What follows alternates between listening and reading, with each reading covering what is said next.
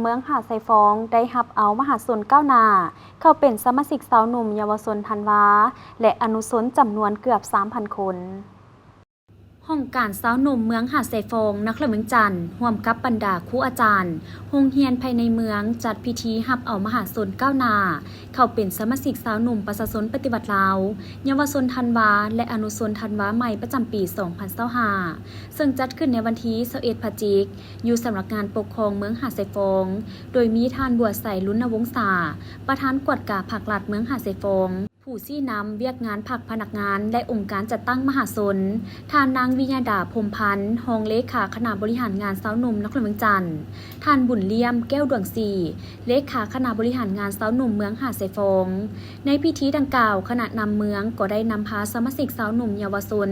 และอนุชนธันวาเข้าร่วมในพิธีวางกระตาดอกไม้อยู่ต้นหน้ารูปปั้นอนุสรณ์ของประธานไกรสอนพรหมวิหารเพื่อเป็นการล้ำลึกและนึกถึงคุณงามความดีแสดงความกตัญญูผู้บุญคุณต่อทานผู้นำที่เสียสละเพื่อประเทศชาติในพิธียังได้ผ่านข้อตกลงของคณะสาวหนุ่มประชาชนปฏิบัติลาวเมืองหาดไซฟองว่าด้วยการอนุมัติรับเอามหาชนก้าวหน้า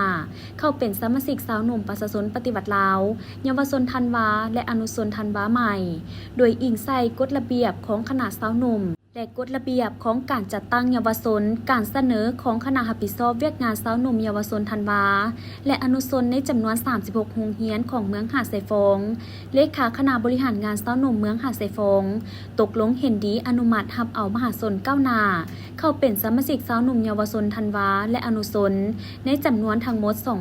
2,997 คนในนั้นมีมหาชนก้าวหน้าเข้าเป็นสมาชิกสาวหนุ่มจำนวน 662 คนมหาชนก้าวหน้าเข้าเป็นสมาชิกเยาวชนธันวาจำนวน 1,196 คน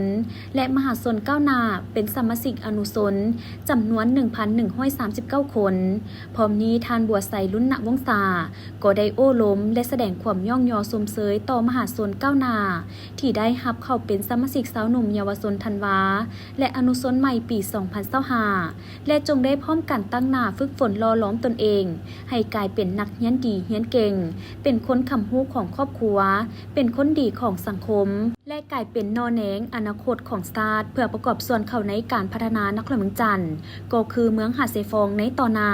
ให้มีความสีวิไลและทันสมัยพร้อมกันนั้นสาวหนุ่มเยาวชนและอนุชนใหม่จงพร้อมกันเอาใจใส่ปฏิบัติให้ได้เนื้อในข้อแข่งขัน4บุกของสาวหนุ่มและคำสอนของทานผู้นำ6หัก3สัง